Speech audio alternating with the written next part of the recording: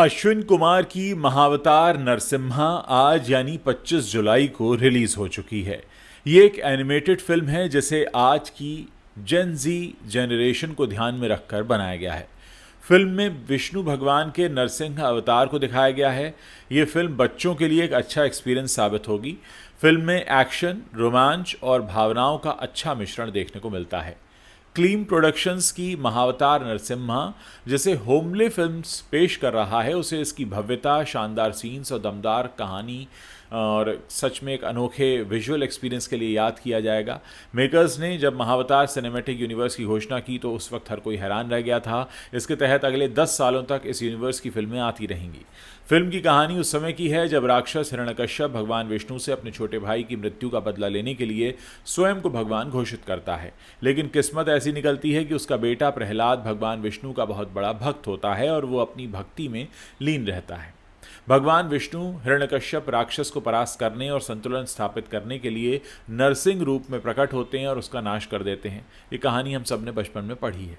Film Mahavatar Narasimha को अश्विन कुमार ने direct किया है। इस फिल्म को एनिमेशन का रूप दिया गया है। फिल्म की कहानी काफ़ी अच्छे तरीके से पेश की गई है, वो भी बिना किसी तथ्य के साथ छेड़छाड़ किए हुए।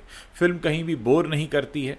फिल्म का हर सीन आपके अंदर उत्सुकता जगाता है। फिल्म में वीएफएक्स का भी इस्तेमाल किया गया है। इसे होमले फिल्म्स ने मिलकर प्रोड्यूस किया है।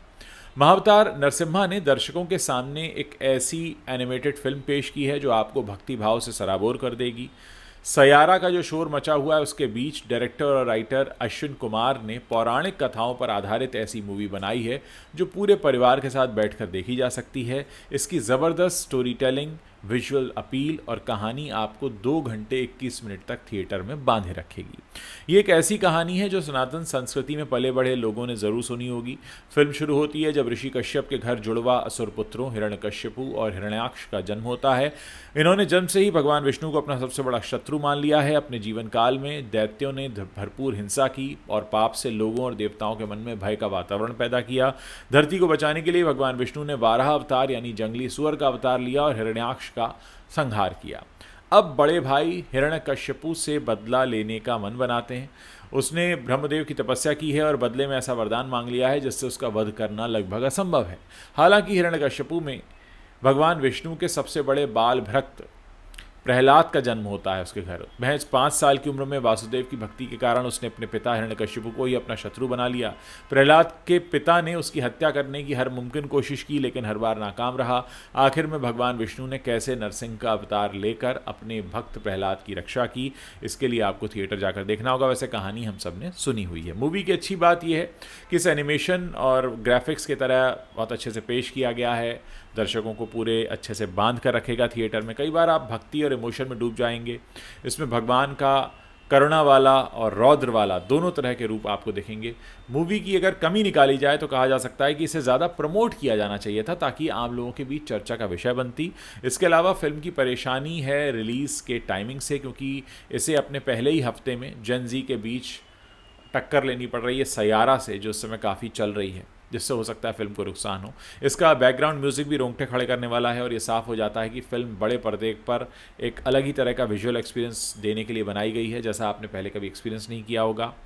और कुछ मायनों में मुझे याद आ रहा है कुछ समय पहले सिंगर बी प्राक हैं जिन्होंने फिल्म का गाना फेथ विल रॉर गाया है और महावतार नरसिम्हा की झलकियां के साथ उन्होंने अपना सोशल मीडिया पोस्ट किया था और उस वक्त इस पर थोड़ी चर्चा शुरू हुई थी। हालांकि बहुत सारे लोगों को पता भी नहीं है कि आज ये फिल्म रिलीज़ हुई है। उस बी प्राक के पोस्ट के बाद बहुत सारे लोगों को पता चला था कि इस तरह की फ़िल्म आ रही है और अब ज़रूरत है कि अगर आप इस तरह इस फिल्म को पसंद करें तो अपने आसपास के लोगों को बताएं, अपने सोशल मीडिया पर इसके रिव्यूज़ करें, बताएं लोगों को। महावतार नरसिम्हा ने भावनाओं को आवाज़ देने की कोशिश की है और देखिए इतना तो है कि हम सब ने बचपन में कहानी पढ़ी हुई है, लेकिन भगवान नरसिम्हा को एनिमेटेड रूप में एक बार देखना तो अच्छा लगता है। आप उस चीज़ को जीवंत होकर देख पाते हैं कि आपके सामने साक्षात भगवान विष्णु का जो चौथा अवतार है उसके दर्शन होंगे। तो कुल मिलाकर ये वन टाइम मस्ट वॉच है। अगर आप जाइए, देखकर आइए, अपने बच्चों को लेकर जाइए। होमले फिल्म्स और क्लीम प्रोडक्शंस ने मिलकर इस ग्रैंड एनिमेटेड फ्रेंचाइजी की ऑफिशियल लाइनअप भी जारी कर दी है, जो अगले 1 दशक तक, अगले 10 सालों तक भगवान विष्णु के 10 दिव्य अवतारों की गाथा बताएंगी। इस यूनिवर्स की शुरुआत हुई है महाअवतार नरसिम्हा से इसी साल इस समय। इसके बाद आएंगे महाअवतार परशुराम 2027 में, फिर महाअवतार रघुनंदन 2029 में, महाअवतार द्वारिकाधीश 2031 में, महाअवतार गोकुलानंद 2033 में, महाअवतार कल्कि पार्ट 1 2035 में और महाअवतार कल्कि पार्ट 2 2037 में। ये यूनिवर्स भारतीय माइथोलॉजी को एक नई टेक्नोलॉजी और भव्यता के साथ दर्शकों के बीच पेश करेगी। महाअवतार नरसिम्हा का डायरेक्शन अश्विन कुमार ने किया है और इसे शिल्पा धवन, कुशल देसाई और चैतन्य देसाई ने क्लीन प्रोडक्शंस के तहत प्रोड्यूस किया है, होमले फिल्म्स के साथ मिलकर, जो अपनी एक आकर्षक कंटेंट के लिए जानी जाती है। ये पार्टनरशिप अलग अलग एंटरटेनमेंट प्लेटफॉर्म के जरिए एक सिनेमाई मास्टरपीस पेश करने का लक्ष्य रखकर आगे बढ़ रही है। तो आप ज़रा अंदाज़ा लगाइए कि आप इस समय 2025 में हैं और 2037 तक, यानी अगले लगभग 12 सालों तक आप एक एक करके भगवान विष्णु के हर अवतार का एक एनिमेटेड वर्जन आप देखने वाले हैं। और जाहिर है अगले 12 सालों में तो टेक्नोलॉजी बहुत आगे जाने वाली है। तो ये जो पहली फिल्म आई है और जो 2037 में आएगी, अपने आप में टेक्नोलॉजिकली भी काफ़ी अलग होंगे। इस कहानी को देखना अपने बचपन को जीने जैसा है। हम सब ने होली के आसपास भक्त प्रहलाद की कथा आती थी, सबको पता है कैसे उसकी बुआ होलिका उसे आग में लेकर बैठ गई थी, जिसको वरदान था कि वो नहीं जल सकती, फिर कैसे हम लोग होलिका जलाते हैं। वो तमाम कहानियाँ हम सब ने अपने बचपन में इतनी सुनी हैं, लेकिन ये पहला मौका है जब आप उसे एक बड़े पर्दे पर जीवंत होता हुआ देखेंगे। और खुशनसीब हैं इस पीढ़ी के बच्चे। हमारे टाइम में हमने इसको सिर्फ पढ़ा था, सुना था, आज के बच्चे इसको देखेंगे बड़े पर्दे पर। ये अपने आप में एक बहुत अलग तरह का एक्सपीरियंस है और आई एम श्योर बहुत जल्दी किसी न किसी OTT पर अवेलेबल होगी, तो आप इसको फिर कभी भी देख पाएंगे। तो अपने आप में मुझे लगता है कि एक बहुत अच्छा एक्सपीरियंस है।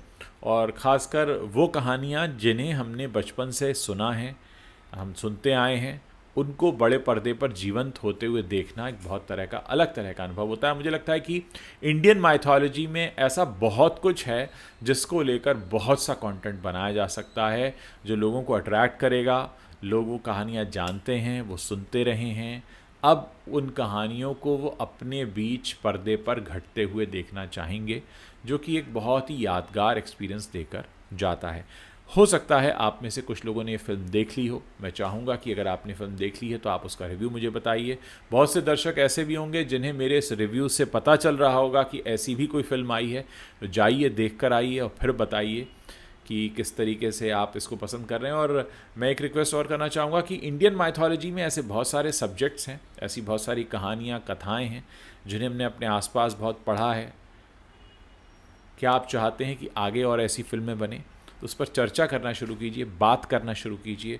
हम बात सनातन धर्म को आगे ले जाने की करते हैं, लेकिन अक्सर ये भूल जाते हैं कि सनातन धर्म को आगे बढ़ाने में बहुत महत्वपूर्ण भूमिकाएं निभाती हैं ये कथाएं, जो हमारे त्योहारों, हमारे उत्सवों से जुड़ी हुई हैं। और अगर इनको हम सिनेमा के पर्दे पर देखेंगे तो 2 काम होंगे। एक तो लोगों को रोज़गार मिलेगा, और दूसरे जो बेकार की फिल्में आती हैं, फिजूल फिल्में, कॉपी कैट वाली, उनसे हमें निजात मिलेगी, कुछ अच्छा देखने को मिलेगा। तो मैं इंतज़ार कर रहा हूँ आप लोगों के कमेंट्स पढ़ने का। जल्दी से कमेंट कीजिए, मुझे भी बताइए।